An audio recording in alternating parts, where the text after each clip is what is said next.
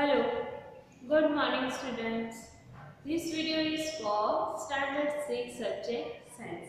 In this video lecture, we will go ahead in our chapter number 10 Motion and Measurement of Distance.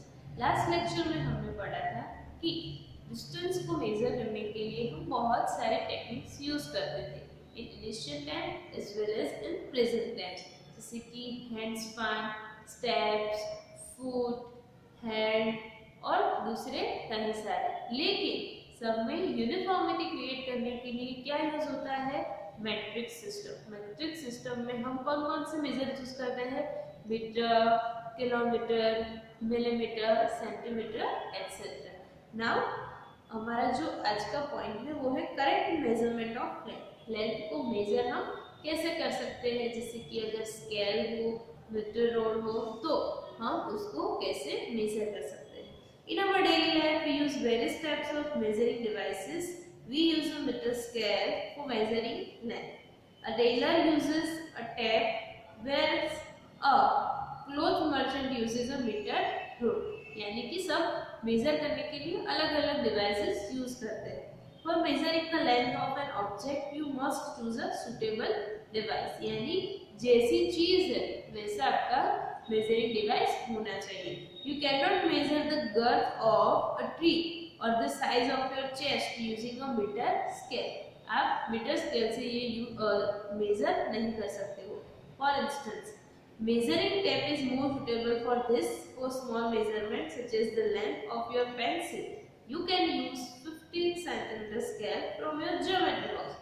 अगर आपको छोटी सी pencil की size को major करना है तो आप बड़ा मीटर रोड या मीटर वो मेजरिंग लेंथ करने लेंथ को मेजर करने के लिए जो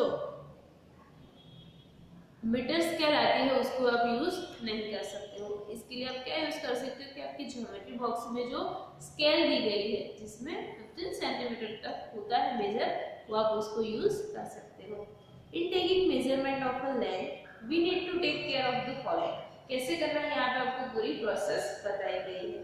place the scale in contact with the object along its length as shown in figure 10.7। जिसका भी आपको मेजरमेंट करना है उसके ऊपर आपको स्केल रखनी है। In some scales the ends may be broken. You may not be able to see the zero mark clearly. अगर आपकी स्केल टूट गई है या जीरो दिखाई नहीं दे रहा है, in such cases you should avoid taking measurement from the zero mark to the scale. यानी कि तब आप जीरो से मेजर करना स्टार्ट नहीं करोगे, आप कोई दूसरे पॉइंट से स्टार्ट करोगे। You can use any other full mark of the scale, say 1.0 centimetre, या तो 1 से भी स्टार्ट कर सकते हो। Then you must subtract the reading of this mark from the reading at the other end. For example, अगर आपने 1 से स्टार्ट किया है मेजर करना और आपकी जो लेंथ है कोई भी ऑब्जेक्ट की वो 14 सेंटीमीटर हो रही, अब क्या करोगे? 0 से 1 का डिफरेंस कितना है? 1, तो आप उसमें से 1 कट कर लोगे, यानी कि जो मेजर है वो कितना होगा? 30 सेंटीमीटर। यहाँ पे आपको क्या दिया है कि जैसे कि 14.3 हो रहा है तो क्या होगा? उसमें से 1 कट कर दोगे तो क्या होगा? 13.3 centimetre. Now correct position of the I is also important for taking measurement. अब तक क्या था कि स्केल कैसे रखनी है, ऑब्जेक्ट कैसे रखना है, लेकिन जो आपकी आई की पोजीशन है वो भी करेक्ट होनी चाहिए। Your eye must be exactly in front of the point where the measurement is to be taken as shown in figure 10.9. जिससे आपको मेजर कर रहे हो बिल्कुल सेंटर पे आपकी आई कांटेक्ट होना चाहिए।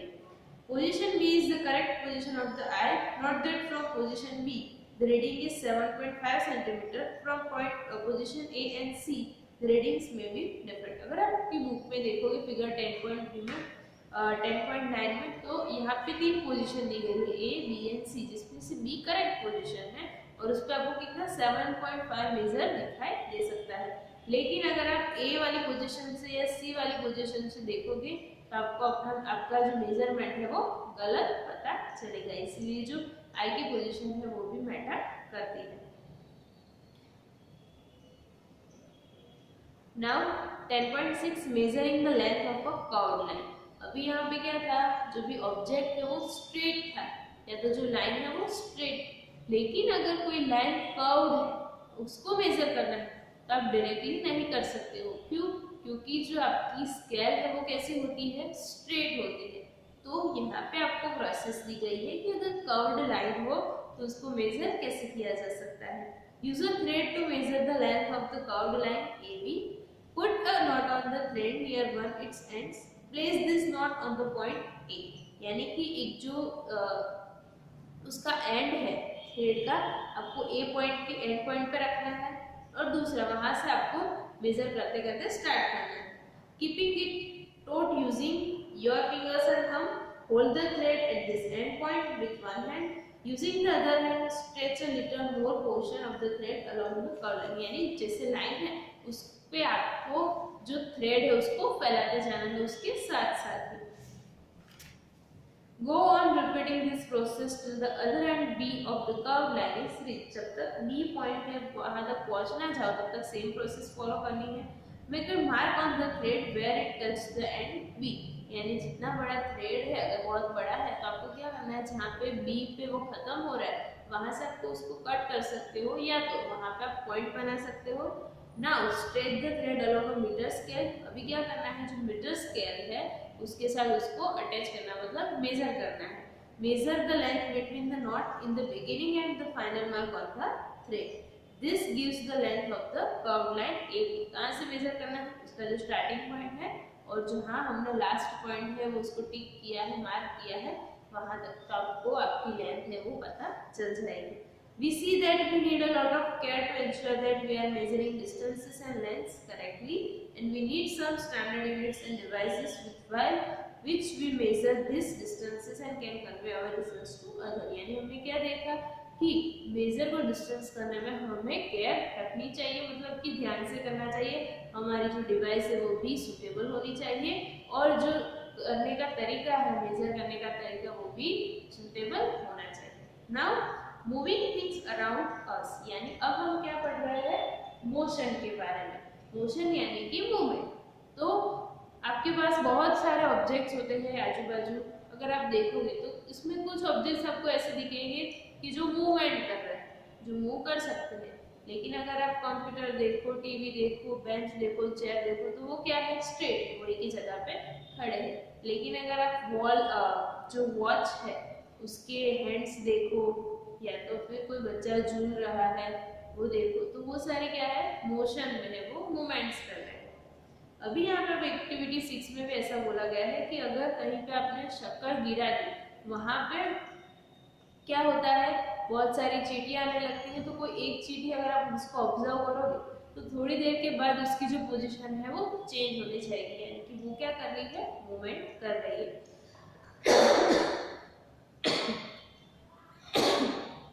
तो मोशन क्या है, motion seems to be some kind of a change in the position of an object। Motion यानी कि जो ऑब्जेक्ट है उसकी पोजीशन में टाइम की वजह से जो चेंज होता है, यानी कि अभी वहाँ यहाँ है, दूसरे टाइम वो किसी और जगह पे हुई, यानी उसकी मूवमेंट हो रही है, तो वो क्या होता है, मोशन।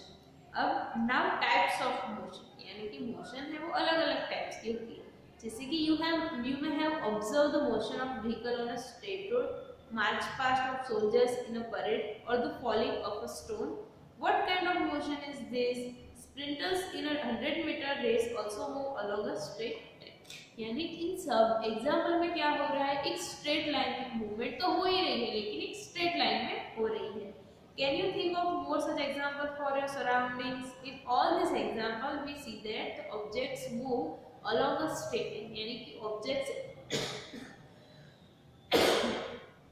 परेड कर रहे हैं सोल्जर्स, तो एक ही लाइन पे स्ट्रेट लाइन पे कर रहे हैं। व्हीकल चल रहा है वो भी स्ट्रेट लाइन पे चल रहा है। अगर कोई ऊपर से नीचे पत्थर आप फेंको तो नीचे गिर रहा है, वो भी कैसे गिर रहा है, स्ट्रेट लाइन पे। तो ये वाली जो मोशन है उसे हम क्या बोलेंगे, रेक्टिलिनियर मोशन, जो एक लाइन में, सीधी लाइन में हो रही है, स्ट्रेट लाइन में। तो ये कौन सी मोशन है, रेक्टिलिनियर मोशन। अब यहाँ पे आपको एक एक्टिविटी से समझाने की कोशिश की गई है जो दूसरी टाइप के मोशन है। अब जैसे घर पे खेलते हो वैसे एक स्टोन है, उस पर आपको डोरी बांधनी है और डोरी पकड़ के ऐसे घुमाना है, तो क्या होगा, वो एक सर्कल बनाएगा घूमते घूमते, वो एक सर्कुलर मोशन में, वो मोशन सर्कुलर पाथ में वो मोशन करेगा, यानी कि मूवमेंट करेगा। Take a stone, tie a thread to it and whirl it with your hand. Observe the motion of the stone. We see that the stone moves along a circular path. In this motion, the distance of the stone from your hand remains the same, this type of motion is called circular. जैसे circle में क्या होता है, centre से उसके हर एक point का जो मेजरमेंट है वो सेम रहता है, वैसे ही आपके हाथ और वॉल दोनों के बीच का डिस्टेंस है वो ऑलवेज सेम रहेगा। क्यों? क्योंकि वो सर्कुलर पाथ में रोटेट कर रहा है।